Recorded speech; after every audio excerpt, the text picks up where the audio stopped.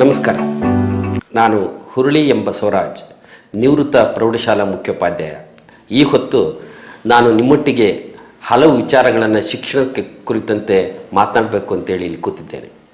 ಆತ್ಮೀಯರೇ, ಆಧುನಿಕತೆ ಮತ್ತು ವೈಜ್ಞಾನಿಕ ಭರಟೆಯಲ್ಲಿ ಅನೇಕ ರೀತಿಯ ಕ್ಷೇತ್ರಗಳಲ್ಲಿ ನಾವು ಪ್ರಗತಿಯನ್ನು ಸಾಧಿಸಿದ್ದೇವೆ.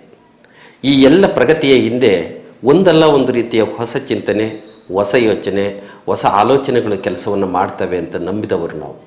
ಆ ನಿಟ್ಟಿನಲ್ಲಿ ಶಿಕ್ಷಣ ಕ್ಷೇತ್ರವೇನು ಹೊರತಾಗಿಲ್ಲ. ಈ ಹೊತ್ತಿನ ಶಿಕ್ಷಣ ಕ್ಷೇತ್ರದ ಹಲವತ್ತು ಬದಲಾವಣೆಗಳಿಗೆ ನಾವು ಒಗ್ಗಿಕೊಳ್ಳಬೇಕಾಗಿದೆ. ಅದಕ್ಕೆ ಪೂರಕವಾಗಿ ನಮ್ಮ ಮಕ್ಕಳನ್ನು ಸನ್ನದ್ಧಗೊಳಿಸಬೇಕಾಗಿದೆ. ಈಗ ನಾನು ಹೊರಟಿರೋದೇನಪ್ಪ ಅಂತೇಳಿದರೆ, ಶಿಕ್ಷಣದ ಕೆಲ ಬದಲಾವಣೆಗಳು ಯಾವ ನಿಟ್ಟಿನಲ್ಲಿ ಸಾಗ್ತಾ ಇದ್ದಾವೆ, ಅದರ ಅನುಕೂಲ ಅನಾನುಕೂಲಗಳೇನು ಅನ್ನೋದ್ರ ಕುರಿತಾಗಿ ಮಾತನಾಡ್ತೇವೆ. ಸ್ವಾತಂತ್ರ್ಯ ನಂತರದಲ್ಲಿ ಭಾರತದ ಶಿಕ್ಷಣದ ಪದ್ಧತಿಯಲ್ಲಿ ಅಮೂಲಾಗ್ರ ಬದಲಾವಣೆ ತರೋದಕ್ಕಾಗಿ NCF ಅಂತೇಳಿ ರಾಷ್ಟ್ರೀಯ ಪಠ್ಯಕ್ರಮ ಚೌಕಟ್ಟು ಅನ್ನುವಂಥದ್ದು, NEP ಅಂತೇಳಿ ರಾಷ್ಟ್ರೀಯ ಎಜುಕೇಷನ್ ಪಾಲಿಸಿ ಎನ್ನುವಂಥವುಗಳು ಬಹುದೊಡ್ಡ ಕ್ರಾಂತಿಯನ್ನು ಮಾಡಿದವು. ಇಲ್ಲಿ ಹುಟ್ಟಿದಂತಹ ಪ್ರತಿಯೊಂದು ಮಗುವೂ ಸಹ 6ರಿಂದ 14ನೇ ವಯಸ್ಸಿನವರೆಗೆ ಕಡ್ಡಾಯ ಮತ್ತು ಉಚಿತ ಶಿಕ್ಷಣವನ್ನು ಪಡೆಯಬೇಕೆನ್ನುವಂಥ ಅಭಿಲಾಷೆಯನ್ನು ಹೊತ್ತ ಸರ್ಕಾರಗಳು, ಶಿಕ್ಷಣ ಇಲಾಖೆ ಮತ್ತು ಸಮಾಜ ಅವರಿಗೆ ಅನೇಕ ರೀತಿಯ ಶಿಕ್ಷಣದ ಪ್ರಯೋಜನಗಳನ್ನು ನೀಡುತ್ತಾ ಬಂದಿದೆ. ಆ ನಿಟ್ಟಿನಲ್ಲಿ ಒಂದಷ್ಟು ಪ್ರಗತಿಯನ್ನು ಕಂಡು ಹೊರಟಂಥ ನಾವುಗಳು NCERT ಮತ್ತು DSCERTಗಳ ಸಹಯೋಗದಲ್ಲಿ ನಿರಂತರವಾಗಿ ಶಿಕ್ಷಣದ ಸಂಶೋಧನೆ ಮತ್ತು ಅನುಷ್ಠಾನದ ನಿಟ್ಟಿನಲ್ಲಿ ಪ್ರಯೋಗಗಳನ್ನು ಮಾಡ್ತಾ ವಿದ್ಯಾರ್ಥಿಗಳ ಬೌದ್ಧಿಕ ಸಾಮರ್ಥ್ಯಕ್ಕೆ ಒಂದಷ್ಟು ಊರುಗಲ್ಲಾಗಬಲ್ಲಂಥ ಕೆಲಸ ಕಾರ್ಯಗಳನ್ನು ಮಾಡ್ತಾ ಹೊರಟಿದೆ. ಈ ನಿಟ್ಟಿನಲ್ಲಿ ನಮ್ಮ ಸಂವಿಧಾನದ ಅನುಚ್ಛೇದ 21ರ ಪ್ರಕಾರ ಎಲ್ಲ ಮಕ್ಕಳಿಗೂ ಶಿಕ್ಷಣವನ್ನು ಪಡೆಯುವ ಸಮಾನ ಹಕ್ಕನ್ನು ಕೊಡಲಾಗಿದೆ.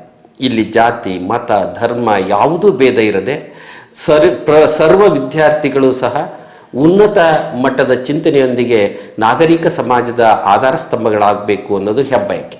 ಆದರೆ ಇತ್ತೀಚಿನ ದಿನಗಳಲ್ಲಿ ನೋಡಿದ ಹಾಗೆ ಕರ್ನಾಟಕ ಸರ್ಕಾರದ ಮತ್ತು ಕರ್ನಾಟಕ ರಾಜ್ಯದಲ್ಲಿ ಒಂದಷ್ಟು ಬದಲಾವಣೆಗಳ ಹೆಸರಿನಲ್ಲಿ ಕೆಲವುಗಳನ್ನು ಜಾರಿಗೆ ತರಲಾಗಿದೆ. ಮೊದಲನೇದಾಗಿ SSLCಯನ್ನು ಪಾಸ್ ಆಗೋದಕ್ಕೆ 35 ಅಂಕಗಳಿದ್ದಂತಹ ಕನಿಷ್ಠ ಮಿತಿಯನ್ನು 33 ಅಂಕಗಳಿಗೆ ಇಳಿಸಿದ್ದು. ಇತ್ತೀಚೆಗೆ ಕೇಳಿ ಬಂದಂತಹದ್ದು ಈ ಹಿಂದಿ ವಿಷಯವನ್ನು ಅಂದರೆ ತೃತೀಯ ಭಾಷೆಯನ್ನು ಕಡ್ಡಾಯವಲ್ಲ ಅನ್ನುವಂತಹ ತೀರ್ಮಾನವನ್ನು ತೆಗೆದುಕೊಂಡಿದ್ದು. ಅದರ ಜೊತೆಗೆ ಈ ಅಂದರೆ 26 ಮತ್ತು 27ನೇ ಶೈಕ್ಷಣಿಕ ವರ್ಷದಲ್ಲಿ ಮ್ಯಾಗ್ನೆಟ್ ಶಾಲೆಗಳನ್ನು ತೆರೆಯಬೇಕು ಅನ್ನುವಂಥ ಒಂದು ಹೊಸ ಕಲ್ಪನೆಯೊಂದಿಗೆ ನಮ್ಮ ಸರ್ಕಾರಗಳು ಮುಂದಾಗಿರುವಂಥದ್ದು ಒಂದು ರೀತಿಯ ಸ್ವಾಗತ, ಮತ್ತೊಂದು ರೀತಿಯಾದಂತಹ ಬೇಸರದ ಸಂಗತಿ. ಈ ಮ್ಯಾಗ್ನೆಟ್ ಶಾಲೆಗಳಂದ್ರೇನು, ಮ್ಯಾಗ್ನೆಟ್ ಶಾಲೆಗಳಿಂದ ಆಗ್ತಕ್ಕಂತಹ ಅನುಕೂಲಗಳೇನು ಅನ್ನುವಂಥದ್ದನ್ನು ಈ ಹೊತ್ತಿನ ಸಂದರ್ಭಕ್ಕೆ ನೋಡೋದಾದರೆ, ಬಹುಶಃ ಮ್ಯಾಗ್ನೆಟ್ ಶಾಲೆಗಳು ಅಂತೇಳಿದರೆ 16 ಹಳ್ಳಿಗಳಲ್ಲಿರುವಂಥ ಚಿಕ್ಕ ಚಿಕ್ಕ ಶಾಲೆಗಳನ್ನು ಒಂದೇ ಕಡೆಗೆ ಸೇರಿಸಿ KPS ಶಾಲೆಗಳ ಮಾದರಿಯಲ್ಲಿ ವಸತಿಯುತ ಶಾಲೆಗಳನ್ನಾಗಿಸಬೇಕು ಅನ್ನುವಂತಹ ಒಂದು ದೊಡ್ಡ ಕೂಗು ಮತ್ತು ಒಂದು ಅಭಿಯಾನ ಆರಂಭ ಆಗಿದೆ. ಮ್ಯಾಗ್ನೆಟ್ ಶಾಲೆಗಳಿಂದ ಆಗ್ತಕ್ಕಂಥ ಅನುಕೂಲ ಏನಪ್ಪ ಅಂತೇಳಿದರೆ, ಅಲ್ಲಲ್ಲಿರುವಂತಹ ಚಿಕ್ಕ ಚಿಕ್ಕ ಶಾಲೆಗಳಲ್ಲಿರುವ ಮಕ್ಕಳನ್ನು ಒಂದು ದೊಡ್ಡದಾದಂತಹ ಆವರಣದ ಒಳಗೆ ತಂದು ಸೇರಿಸಿ ಮಕ್ಕಳಿಗೆ ಉನ್ನತ ಮತ್ತು ಗುಣಮಟ್ಟದ ಶಿಕ್ಷಣವನ್ನು ಕೊಡಬೇಕು ಅನ್ನೋದೊಂದು. ಶಿಕ್ಷಕರ ಹೊರೆಯನ್ನು ಕಡಿಮೆ ಮಾಡಿ ಎಲ್ಲ ಕಡೆಗಳಲ್ಲಿ ಶಿಕ್ಷಕರನ್ನು ನೇಮಿಸೋಕ್ಕಾಗೋದಿಲ್ಲ, ಒಂದು ನಿಗದಿತ ಕೇಂದ್ರ ಪ್ರದೇಶದಲ್ಲಿ ಶಿಕ್ಷಕರನ್ನು ಕೊಟ್ಟು ಎಲ್ಲ ಮಕ್ಕಳಿಗೂ ಸಮಾನವಾಗಿ ಕಲಿಸಬೇಕು ಅನ್ನುವಂಥದ್ದು ಮತ್ತೊಂದು. ವಿದ್ಯಾರ್ಥಿಗಳನ್ನು ಗುಂಪಲ್ಲಿ ಕಲಿಸೋದ್ರ ಜೊತೆಗೆ ಆಯಾ ಪ್ರಾಂತೀಯ ಭೇದವನ್ನು ಮರೆತು ವಿದ್ಯಾರ್ಥಿಗಳೆಲ್ಲ ಒಟ್ಟಿಗೆ ಸೇರಿ ಆಡ್ತಾ ನಲಿತಾ ಕಲಿಯೋದ್ರಿಂದ ಮಕ್ಕಳ ಕಲಿಕೆ ಹೆಚ್ಚಾಗುತ್ತೆ ಅನ್ನುವಂಥದ್ದು ಮತ್ತೊಂದು. ಪ್ರತಿ ಹಳ್ಳಿ, ಗ್ರಾಮ ಮತ್ತು ಪಟ್ಟಣ ಪ್ರದೇಶಗಳಲ್ಲಿ ಮೂಲ ಸೌಲಭ್ಯಗಳ ಕಲ್ಪನೆಗಾಗಿ ಬಿಡಿಯಾಗಿ ಅನುದಾನಗಳನ್ನು ಹಂಚುವಂಥದ್ದು. ಆ ಅನುದಾನಗಳನ್ನು ಸದ್ಬಳಕೆ ಮಾಡೋದಂದರೆ ಕಟ್ಟಡಗಳ ನಿರ್ಮಾಣ ಆಗ್ಬೋದು, ಮೂಲ ಸೌಕರ್ಯಗಳ ಸೌಲಭ್ಯಗಳಾಗ್ಬೋದು, ಶೌಚಾಲಯಗಳಾಗ್ಬೋದು, ಪರಿಕರಗಳಾಗ್ಬೋದು, ಪೀಠೋಪಕರಣಗಳಾಗ್ಬೋದು, ಇವುಗಳನ್ನು ತಲುಪಿಸೋದಕ್ಕಿಂತ ಒಂದು ಕೇಂದ್ರ ಸ್ಥಳದಲ್ಲಿ ಒಂದು ಸಮಗ್ರವಾದಂತಹ ಶೈಕ್ಷಣಿಕ ಸಂಸ್ಥೆಯನ್ನು ಹುಟ್ಟು ಹಾಕಿ ಆ ಮೂಲಕ ಮಕ್ಕಳಿಗೆ ಒಂದು ವಿವರವಾಗಿ ಮತ್ತು ಒಳ್ಳೆಯ ಶಿಕ್ಷಣವನ್ನು, ಗುಣಮಟ್ಟದ ಶಿಕ್ಷಣವನ್ನು ಕೊಡಬೇಕು ಅನ್ನುವಂಥದ್ದು ಒಂದು ಕಲ್ಪನೆ.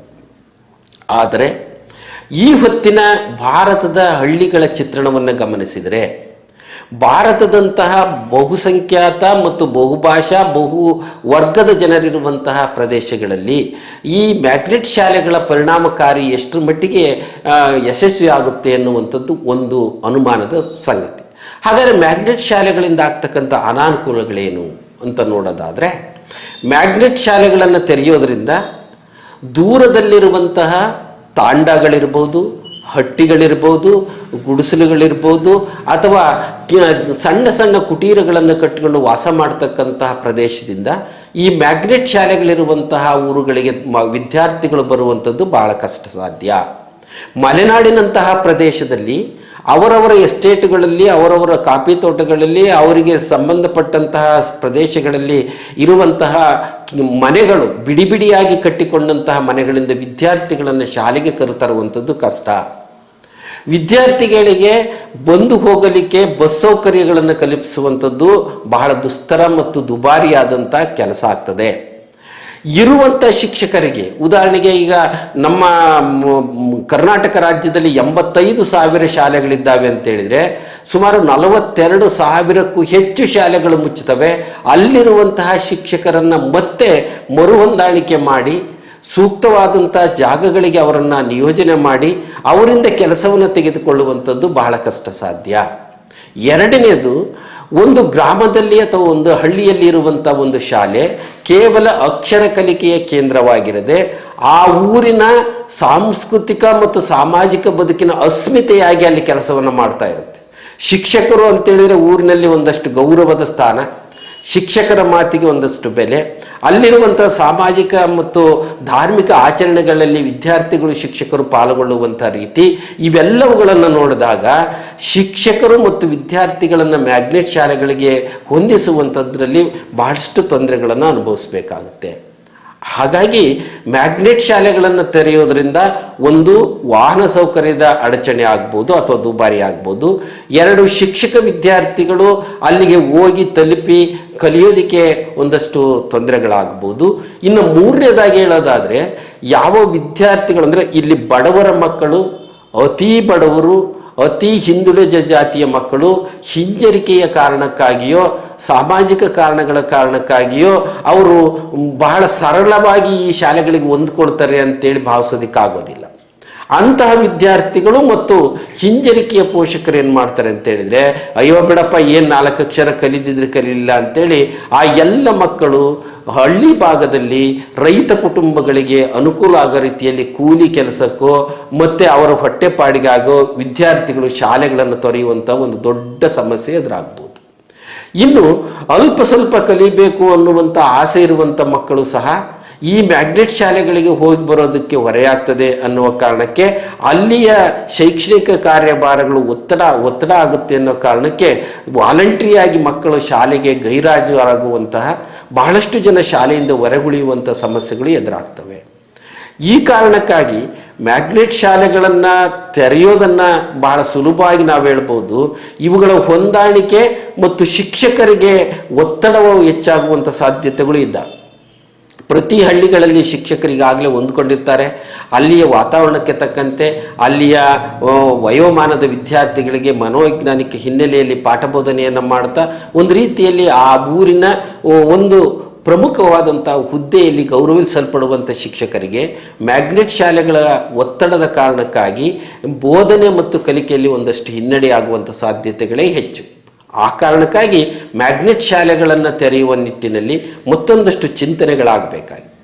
ಹಾಗಾದರೆ ಮ್ಯಾಗ್ನೆಟ್ ಶಾಲೆ ತೆರೀಬೇಕು ಅಂತ ಕಲ್ಪನೆ ಬಂದದ್ದು ಕೆಲವರಿಗೆ ಹೇಗೆ ಅಂತ ಹೇಳಿದರೆ, ಉದಾಹರಣೆಗೆ ಇವತ್ತು 2 ಶಾಲೆಗಳ ಉದಾಹರಣೆಗಳನ್ನು ನಿಮ್ಮೊಂದಿಗೆ ಹಂಚಿಕೊಳ್ತೇವೆ. ಒಂದು, ಚಿತ್ರದುರ್ಗ ನಗರದ ಹೃದಯ ಭಾಗದಲ್ಲಿರುವಂಥ ಸರ್ಕಾರಿ ಮೇನ್ ಹಿರಿಯ ಪ್ರಾಥಮಿಕ ಶಾಲೆ ಎನ್ನುವಂಥದ್ದೊಂದು ಶಾಲೆ ಇದೆ. ಅಂದರೆ ನೀವು ಚಿತ್ರದುರ್ಗ ಹೃದಯ ಭಾಗದಲ್ಲಿ ಒಂದು ವಿಶಾಲವಾದ ಆಟದ ಮೈದಾನ ಇದೆ. ಆ ಆಟದ ಮೈದಾನಕ್ಕೆ ಹಳೆ ಮಾಧ್ಯಮಿಕ ಶಾಲೆ ಆಟದ ಮೈದಾನ ಅಂತ ಕರೀತಾರೆ. ಆ ಮೈದಾನಕ್ಕೆ ಹೊಂದಿಕೊಂಡಂತೆ ಇರುವಂಥದ್ದೇ ಈ ಶಾಲೆ. 1911ರಲ್ಲಿ ಆರಂಭಗೊಂಡಂಥ ಈ ಶಾಲೆ ಶತಮಾನೋತ್ಸವವನ್ನು ಪೂರೈಸಿರುವಂತಹ ಶಾಲೆ. ಅದು ಬಹಳ ಹೆಗ್ಗಳಿಕೆಯ ಶಾಲೆ ಅಂತ ಹೇಳಿದ್ರೆ ದಿವಂಗತ ಮಾಜಿ ಮುಖ್ಯಮಂತ್ರಿಗಳಾದ ಎಸ್ ನಿಜಲಿಂಗಯ್ಯನವರಂತಹ ಮಾಜಿ ರೆಡ್ಡಿಯಂತಹ ರಾಜಕೀಯ ಮುತ್ಸದ್ದಿಗಳು ಓದಿದಂತಹ ಈ ಶಾಲೆ ಇವತ್ತು ವಿದ್ಯಾರ್ಥಿ ಶಿಕ್ಷಕರ ಸಂಖ್ಯೆಯಲ್ಲಿ ಅಗಾಧವಾಗಿ ಕಡಿಮೆಯಾಗಿ ಅನಾಥ ಪ್ರಜ್ಞೆಯಿಂದ ಅದು ಬಳಲ್ತಾ ಇದೆ. ಆ ಕಟ್ಟಡವನ್ನು ನೋಡಿದರೆ ಬ್ರಿಟಿಷರ ಕಾಲದ ಬೃಹತ್ತಾದಂಥ ಗಟ್ಟಿಮುಟ್ಟಾದ ಕಟ್ಟಡ. ಒಂದು ಕಾಲಕ್ಕೆ 250ಕ್ಕೂ ಹೆಚ್ಚು ವಿದ್ಯಾರ್ಥಿಗಳು 15 ಶಿಕ್ಷಕರಿಂದ ತುಂಬಿ ತುಳುಕಿಡುತ್ತಿದ್ದಂತಹ ಶೈಕ್ಷಣಿಕ ಕ್ಷೇತ್ರ ಇವತ್ತು ಅನಾಥವಾಗಿ ಬೆರಳೆಣಿಕೆಯಷ್ಟು ಮಕ್ಕಳಿರುವಂಥ ಒಂದು ಶಾಲೆ ಆಗಿದೆ. ಈ ರೀತಿ ಅಂದರೆ ಇವತ್ತಿನ ಸರ್ಕಾರಿ ಶಾಲೆಗಳಿಗೆ ಸರಿಯಾದಂತಹ ಸುಣ್ಣ ಬಣ್ಣ ಇಲ್ಲದೆ ಇರುವಂಥದ್ದು, ದುರಸ್ತಿ ಕಾಣದೇ ಇರುವಂಥದ್ದು, ಮೂಲ ಸೌಕರ್ಯಗಳ ಕೊರತೆ, ಶೌಚಾಲಯಗಳೇ ಇಲ್ಲದಿರುವಂತಹ ಸ್ಥಿತಿ, ಸಕಾಲಕ್ಕೆ ಮಾರ್ಗದರ್ಶನ ಕೊಡದೇ ಇರುವಂತಹ ಒಂದಷ್ಟು ವ್ಯವಸ್ಥೆಯ ಕಾರಣಕ್ಕಾಗಿ ಅದನ್ನು ನೋಡಿದರೆ ಅಯ್ಯೋ ಅನಿಸುತ್ತೆ. ಯಾಕೆ ಆ ಶಾಲೆ ಈ ಮಟ್ಟಕ್ಕೆ ಬಂದಿದೆ ಅಂತ ಹೇಳಿದ್ರೆ ವಿಶಾಲವಾದಂಥ ಆಟದ ಮೈದಾನ ಇರುವ ಕಾರಣಕ್ಕಾಗಿ ಅಲ್ಲಿ ವರ್ಷವಿಡೀ ಬರೀ ಕ್ರೀಡೆಗಳು ನಡೀತವೆ, ಧಾರ್ಮಿಕ ಕಾರ್ಯಕ್ರಮಗಳು ನಡೀತವೆ, ರಾಜಕೀಯ ಸಭೆ ಸಮಾರಂಭಗಳು ನಡೀತವೆ.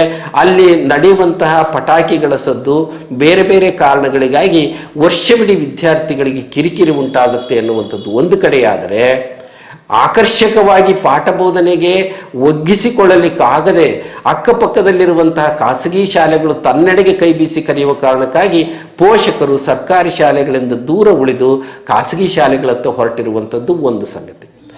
ಈಗ ಇನ್ನೊಂದು ಶಾಲೆ NH13ನಲ್ಲಿ ಹೋದರೆ ಚಿತ್ರದುರ್ಗ ನಗರದಿಂದ ಅನತಿ ದೂರದಲ್ಲಿರುವಂಥ ಒಂದು ಶಾಲೆ ಮಲ್ಲಾಪುರದ ಶಾಲೆ. ಇದು